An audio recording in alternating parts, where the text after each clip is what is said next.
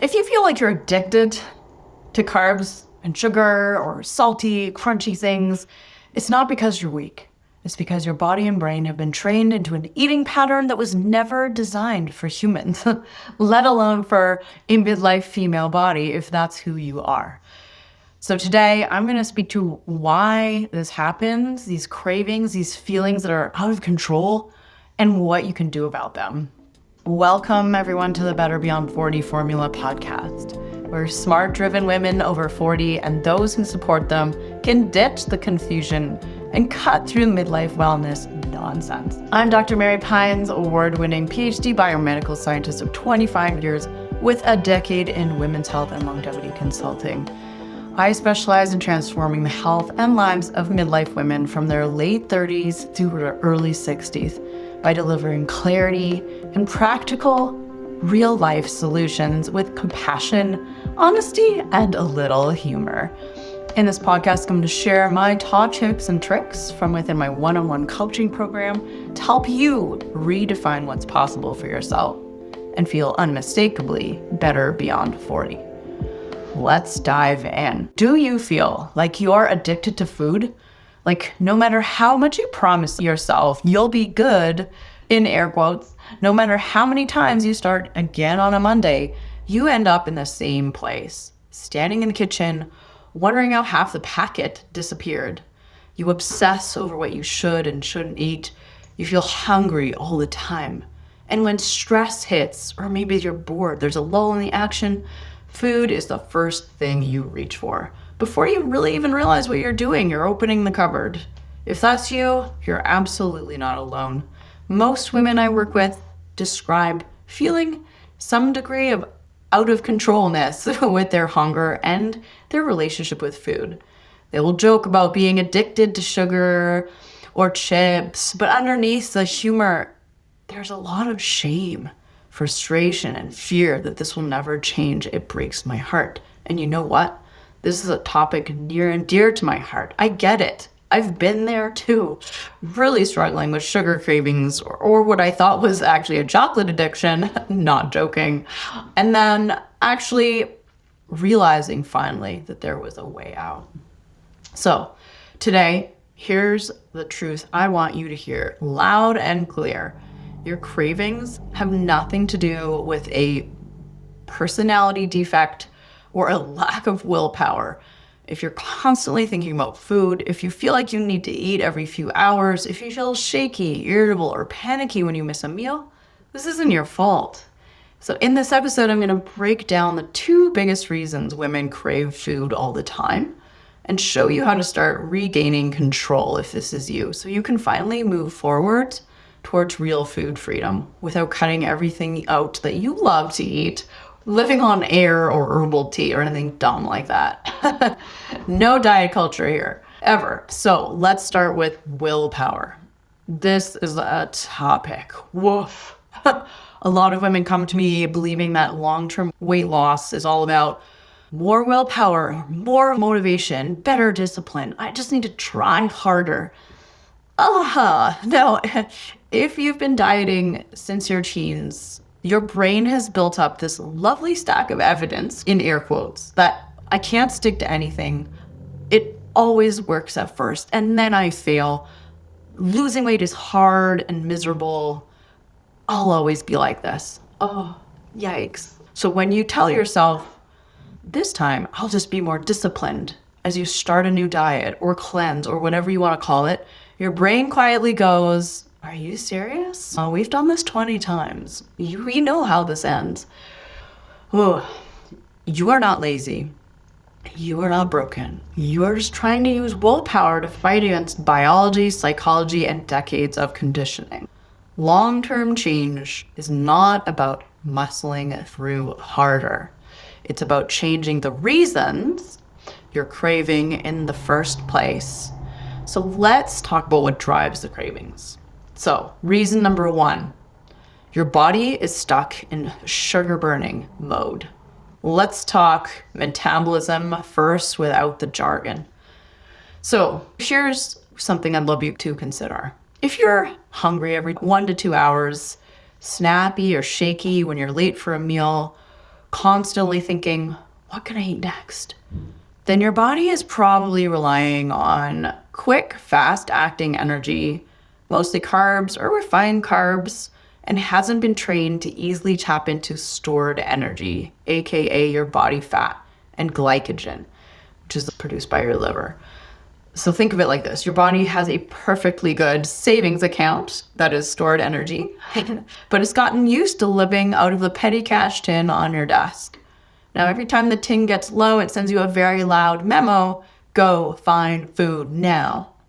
And our modern lifestyle encourages this. We have snacks at the office on tea break.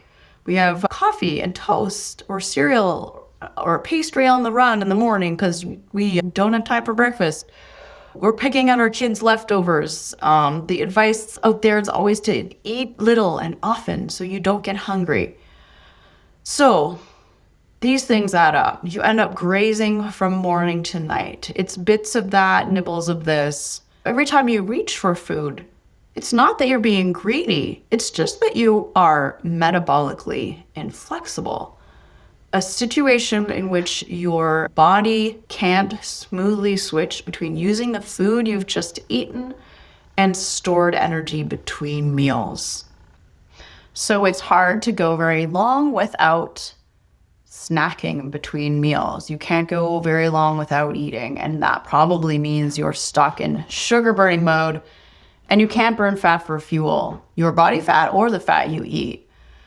This often comes with insulin resistance, especially as we move into midlife and our hormone balance changes, estrogen, progesterone, that kind of situation. So insulin resistance can also be thought of as a fancy word for inefficient sugar burner. And let's talk about this a little more deeply because it really matters, especially in midlife for men and women.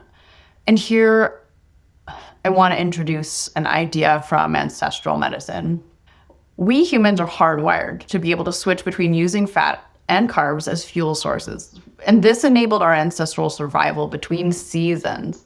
Things like fruit, berries, and other simple sugar or carb-rich stuff was generally way more abundant in spring and summer, but a lot less so in winter, when we would have had to rely more on fat and protein, animal sources of nutrition, and some stored complex carbs from things like tubers.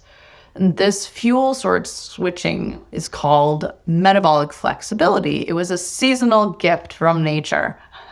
And our bodies will generally not burn fat if we can burn carbs instead, because carbs are a much more efficient source of fuel. This is biochemistry. And this is partly why sugar is so addictive.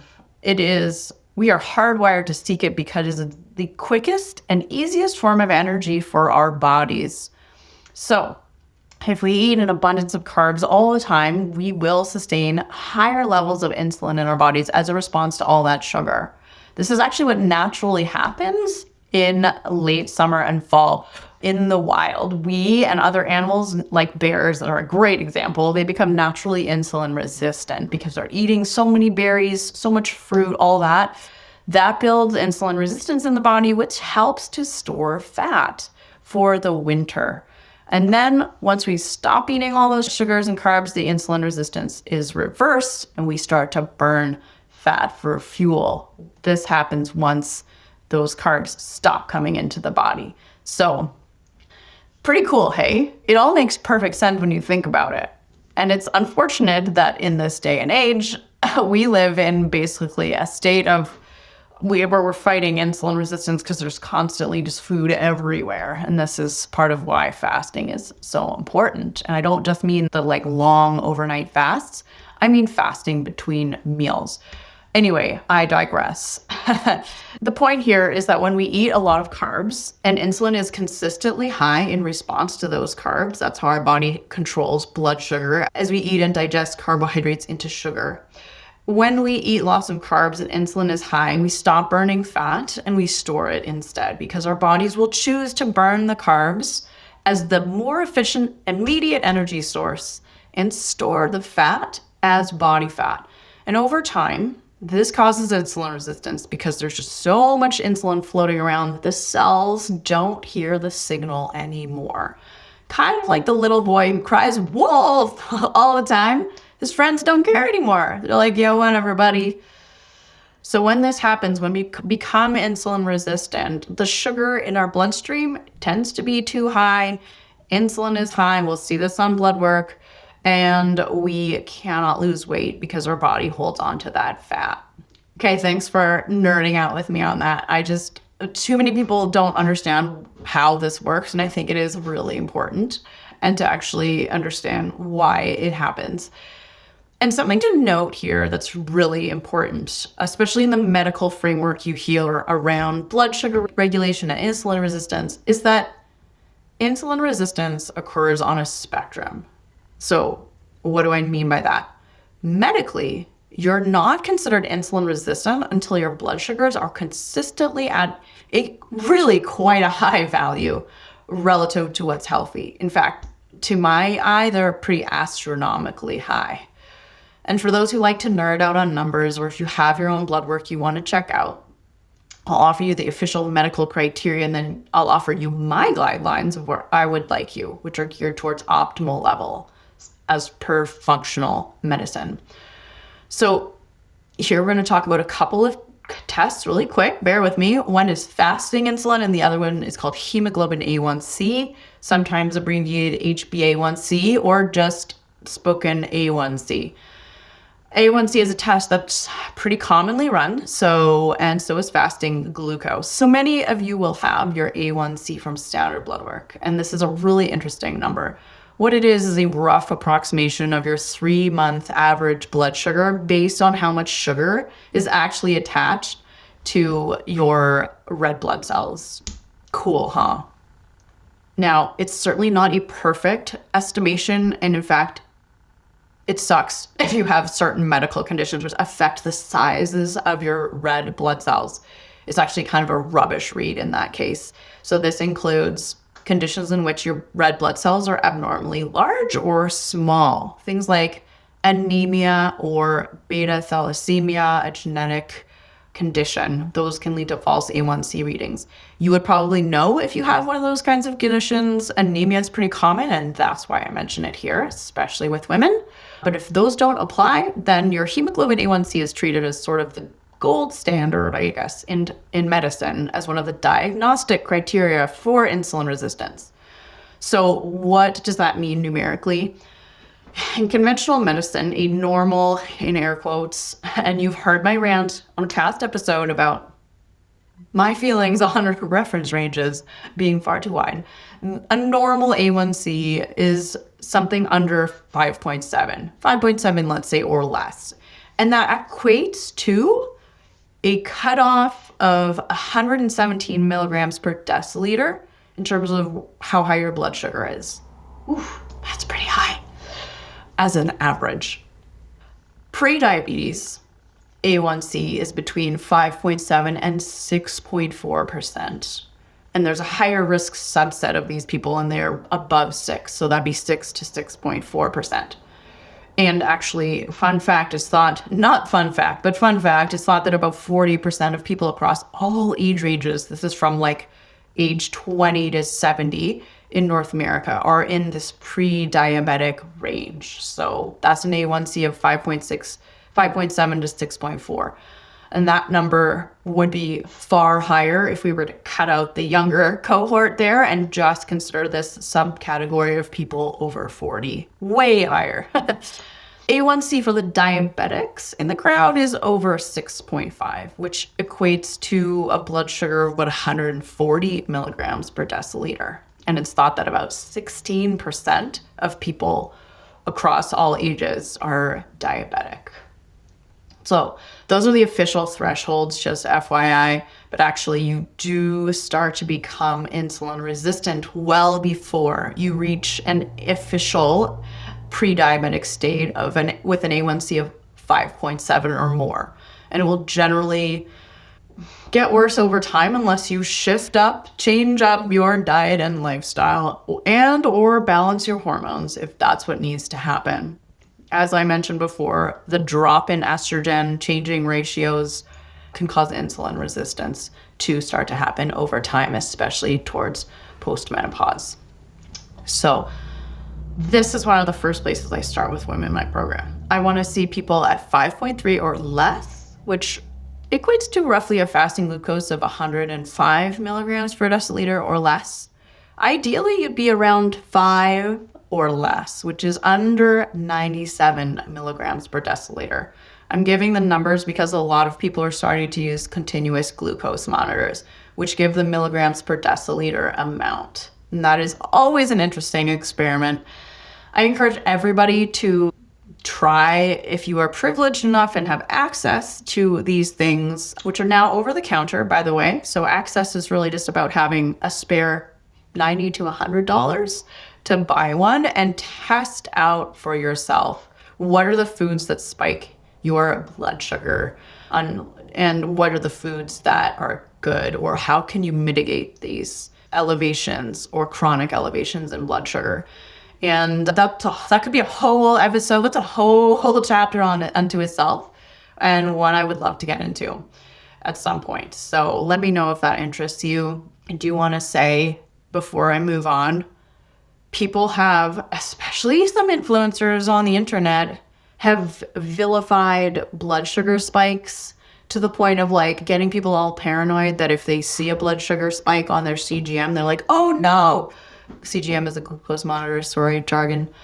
That's not bad. You actually should see glucose spikes here and there. We don't want a flat glucose curve. That's impossible. And actually, I would freak out if I saw that. You do want to see your blood sugar come up after you exercise and or during. That's a good thing. That is your body working well, releasing stored sugar to power your muscles. So glycogen in the liver breakdown into muscles. Amazing, essential for powering you, allowing you to escape from that lion that's chasing you or continue your power set on leg day. I just wanted to drop that in there because it makes me bananas. Anyway, let's move on. So we talked about hemoglobin A1C, where we want you to be in the healthy range in terms of blood sugar. I also want to see people's fasting insulin levels alongside their hemoglobin A1C. This gives us another piece of the puzzle because we can't actually necessarily say what's going on if we're not seeing the insulin alongside the hemoglobin A1C. So fasting insulin is a far less common test, and you won't get it unless you ask for it or your doctor suspects you're in trouble and orders it for you. So I won't go deep into it, but just want to say I would like to see everyone under 7 micro IU per mil in the US units and under 48 picomoles per liter in Canada. I know, annoying, we use different units. Ideal levels would be between 2 and 5 or 14 and 35 on those scales respectively. Other signs you can look for on your blood work that would indicate that insulin resistance is in play are high triglycerides and high cholesterol. These can also indicate other root cause issues, but if you see those things elevated alongside A1C and fasting insulin, you know what's up. Okay, so wrapping up the techie nerd talk, understanding your blood sugar regulation is an important step to understanding your affliction for sugar or what is potentially driving your cravings and your snacking habits. I wanted to really drive this home in this podcast episode because it makes me really sad how commonly I see women struggling with cravings and energy crashes, not to mention obviously the weight gain that doesn't seem to go away. It's that stubborn fat, especially that belly fat, and they beat themselves up because they think what they're doing is wrong or they don't have enough willpower. No, there's nothing wrong with you. It might just be your biochemistry is off. Your blood sugar regulation needs work. And this is so normal, especially as we pass through our 40s and beyond. All right, so moving on, if you don't have these markers on your blood work, what are some other signs that your body is stuck in this sugar-burning, snack-dependent mode? See if any of these sound familiar. If a meeting runs over and you don't get your snack, you become a much less fun version, grumpy pants, of yourself. The idea of going 4 or 5 hours between meals feels outrageous. You describe yourself as hangry regularly. If missing a meal makes you feel foggy or anxious or headachy or totally unfocused. You've gained weight, especially around the midsection. You're often tired after eating, like you get an energy slump. You have skin tags, which are these harmless little tiny flaps of skin. Sometimes people get taken off at the doctor's office. I have one on my neck, kind of drives me bananas. You wake up in the middle of the night with your mind racing if you don't tend to get enough food at dinner or enough carbs. And you have a history of or current PCOS as a woman. So you can look for all of those things as indicators. And again, the snacks and cravings are probably not about willpower or character. It's just physiology. And physiology is changeable. So here's how to shift towards being a more fat-burning and less sugar-burning snack-dependent person. And now this is a very multifaceted discussion. Yes, it can involve reducing carb intake, but it's much more nuanced than that. It's about being strategic, about complex, low glycemic carbs versus simple, high glycemic index carbs. It can be about combining carbs and other macros like fat and protein. It's about moving your body more regularly, especially after you eat, to mitigate blood sugar spikes. So big. A lot of people will, plan their activity as a single hour at the gym every day, and then they sit all day long and don't really move very much through the day.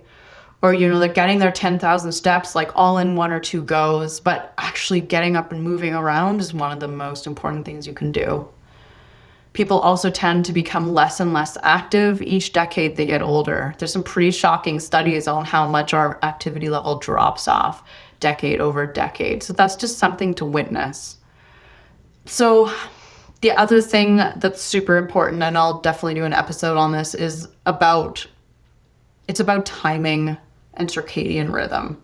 How your biology is hardwired to manage blood sugar, glucose, stress, sleep, etc., digestion. So it's about when you eat and when you don't eat as well, and using fasting windows wisely in alignment with that biochemistry, which most people do not do.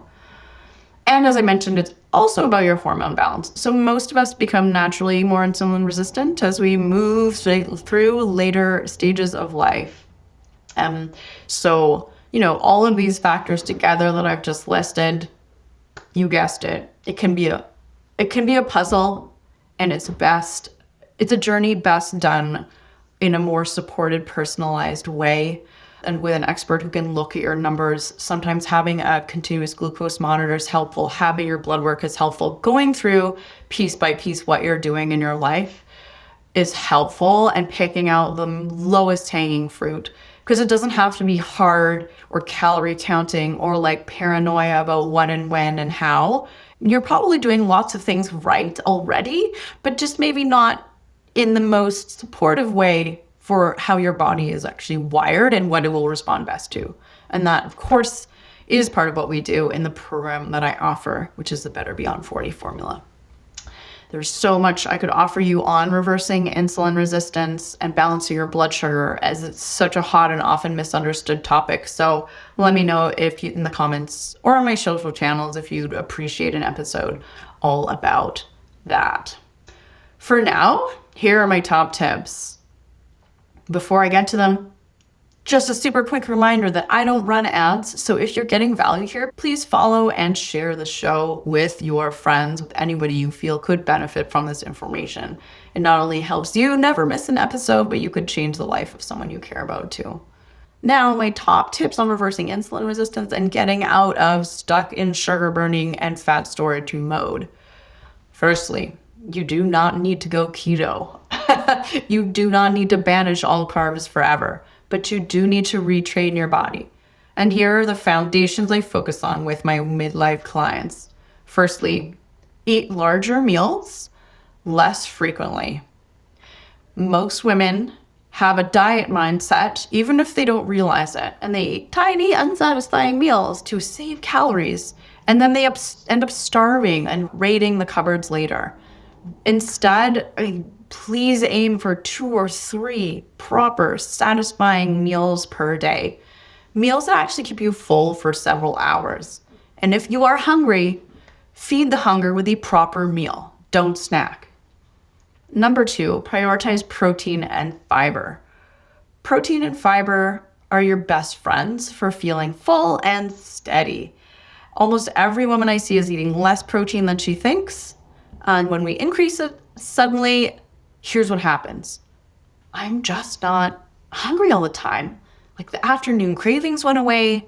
I'm not eating as much at dinner or snacking after dinner. And I stopped constantly thinking about food. I hear these things all the time. It is awesome. And yes, I know there's a lot of chatter about protein out there, and it is not overstated. Number 3, drop the constant sort of nibbles of things, the bits and bites that you don't actually think of as snacking. That's the extra spoonful you eat while cooking, the crusts from your kid's toast, the just one little piece from the office tray.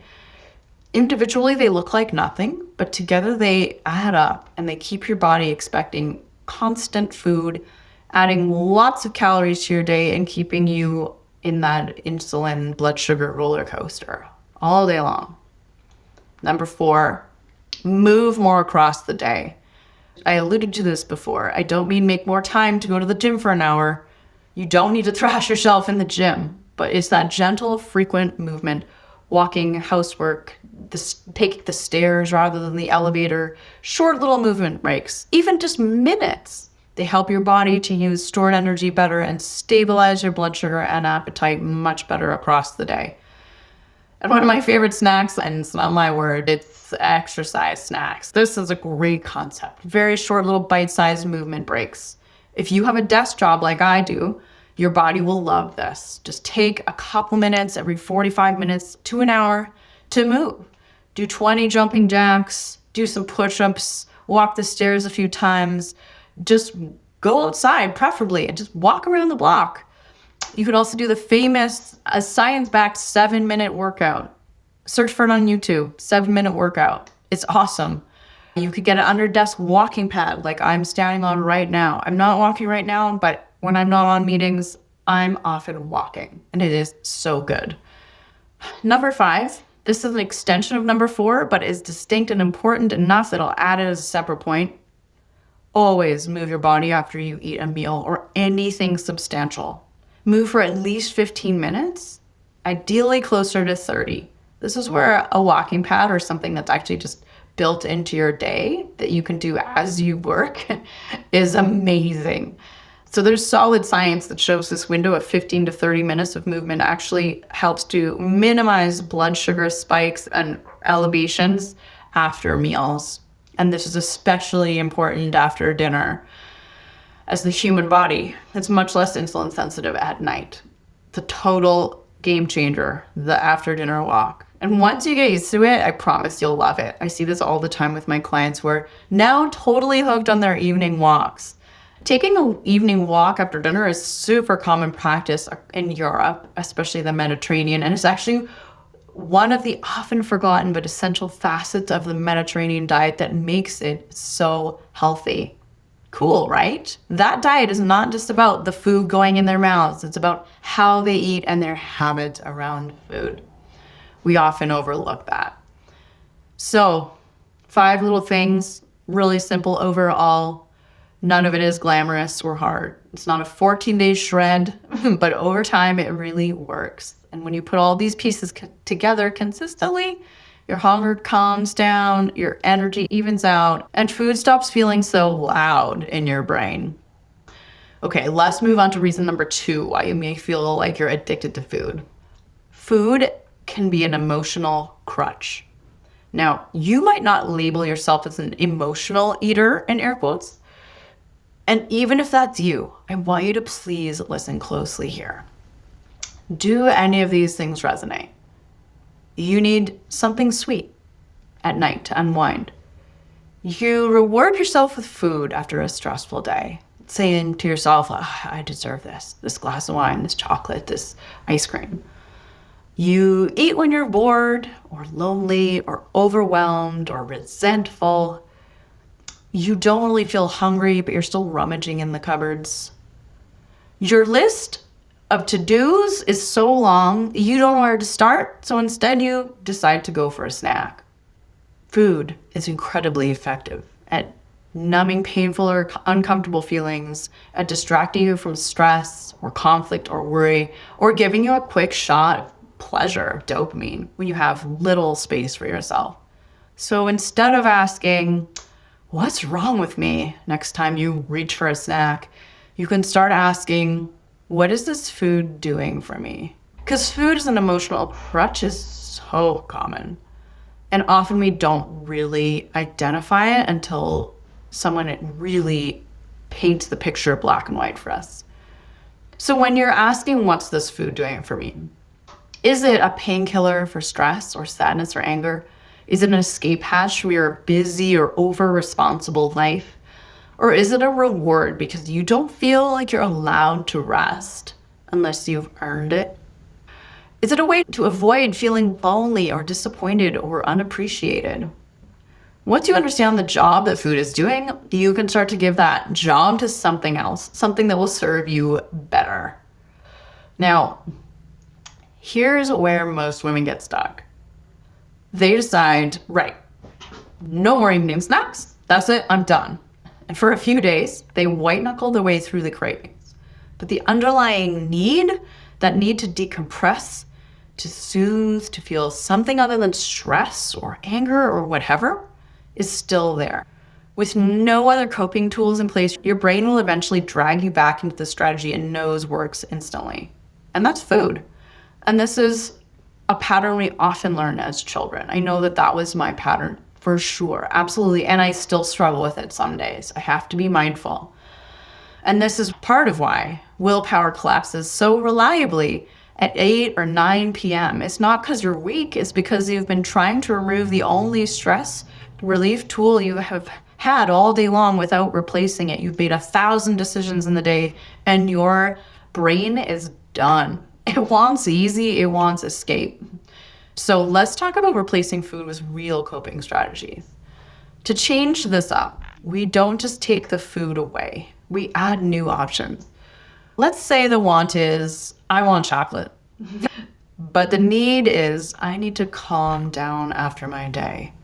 I'm offering you this because this is the one that's really close to my heart.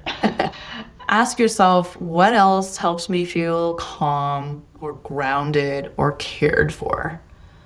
Here's some powerful options. A simple breathing technique. For example, 4-7-8 breathing. Just something that brings you into your body. 4-7-8 breathing is inhale for 4, hold for 7, exhale for 8. Those longer exhales, however you want to do it, you don't have to count. Just making a longer exhale helps to switch your nervous system into rest and digest from fight or flight. Another option, a 10 to 15 walk, my personal favorite. Around the block, no phone, maybe just a podcast or an audio, a song, or maybe just quiet. Space to decompress that isn't in front of the fridge. Stretching or gentle movement, a few minutes on the floor does a lot for your nervous system. Journaling or a brain dump, you could just barf out everything that's swirling around your head onto paper or onto your phone or your computer, whatever. You don't need beautiful sentences or grammar, just get it out of your brain. You can also reach out to someone. A quick call or a voice note to a friend who understands what you're actually struggling with or need can provide this connection and validation that you're trying to get from food. You can also, and I love this one, I do this a lot, engage your senses and other senses rather than your taste buds. So you can really get involved in something that fully engages any or all of your senses. That could be sight, smell, touch, sound. And this a technique they use actually a lot in trauma therapy where someone caught in a trauma response can come back into the present moment through this kind of an embodiment technique. So it uses the senses to ground someone. Smell is a super powerful one. So I use this. I run a hot Epsom salt bath at the end of the night, and I add lavender oil, and it's so good. It like instantly kind of resets me. Evidence is limited around using essential oils for cravings, but peppermint and grapefruit essential oils have the best human data and animal data for reducing appetite or perceived cravings. So those are a few tactics for you. And remember, please, always, this isn't about perfection or about never choosing food. Of course, you'll sometimes still have a snack, but now you can make it just one option on the list, not your only lifeline. And on that note, a quick word on compassion and relapse. I want to set a realistic expectation here. Even with support, many women will, under heavy stress, grief, illness, job loss, family crises, they'll drift back to old coping strategies. That's just the human brain. And that doesn't mean nothing has changed. It just means you're human. And so the goal is not to become a robot who never emotionally eats. The goal is to just catch it earlier, to judge yourself less, and to get back to your new tools quicker. You can expect that this takes time and practice, and it's not always going to work. And if you expect yourself to be perfect, every slip becomes evidence for your brain to say, see, I knew you couldn't do this. And that thought feels awful, and it perpetuates the behavior. Because when you feel awful, you guessed it, you're going to want to eat. So we're trying to break that cycle and not give you new ways to shame yourself because it's not working. Okay, one last piece we have to talk about before we wrap up, and that's dieting. We're going to talk a lot more about this in the next episode or the one after, so stay with me. But to wrap this up, I want to speak to how dieting itself makes cravings worse. So traditional dieting, the yo-yo, often cranks up restriction, it demonizes whole food groups, and encourages you to ignore hunger cues. And it tells you you're good or bad based on what you ate, which is insanity. Short term, yes, the scale might go down, but long term, here's what happens. Your body stops trusting you, and you become more reactive to any hint of restriction. Your brain thinks about food more, not less. And every regain, every little pound reinforces the belief that I can't keep my weight off and my body is broken. And your biochemistry changes. Your satiety, fullness, satisfaction hormones go wonky. And so then it's actually harder to get to satisfied when you're eating a meal. When you've lived through the diet cycles for years, of course, you will stop believing anything will work for you. And this belief alone can stop you from even starting or fully engaging with anything new. But we don't fix that by doubling down on punishment. We fix it by building a new experience, by eating enough. This is probably more than you're eating now. By calming your system, learning new tools, and proving to yourself that your body can respond differently. So, bringing all of this together, if you feel, quote, addicted to food right now, here's what's probably going on. Firstly, your body may be relying on constant quick hit energy, sugar and carbs, and has forgotten how to burn fat between meals, which allows it to feel safe without eating every couple of hours. Number 2, your body might be using food as a fast and effective tool to manage emotions and stress, exhaustion, overwhelm. Number 3, years of restrictive dieting have damaged your trust in your body and yourself, and to some degree, your ability to feel satiated. The way out is not more shame or more rules or a stricter plan you'll hate in 2 weeks.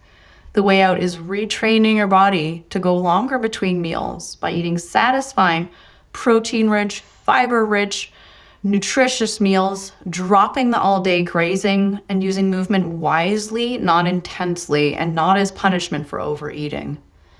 It's also building a small toolkit of non-food-based coping strategies for stress and emotion, and it's practicing a kinder, more realistic inner voice so one slip doesn't turn into a spiral. When you do this consistently, not perfectly, that feeling of being addicted to food begins to soften. You realize you can have sugar and carbs in your life without feeling controlled by them. You can go hours without eating and feel great, actually. And you can end a stressful day without automatically needing to eat your feelings or have a glass of wine. And that's what real food freedom can start to feel like. All right, friends. If today's episode sparked something for you and you want to go deeper, I'm here for it. Visit drmarypines.com to learn about my acclaimed Better Beyond 40 formula program, to join my free newsletter, connect with me on my social channels at Dr. Mary Pines, check out the other podcast episodes. You deserve to feel incredible, and we can get you there together, leveraging real science and smarter tactics so you can live in a body you love. Thank you so much for listening.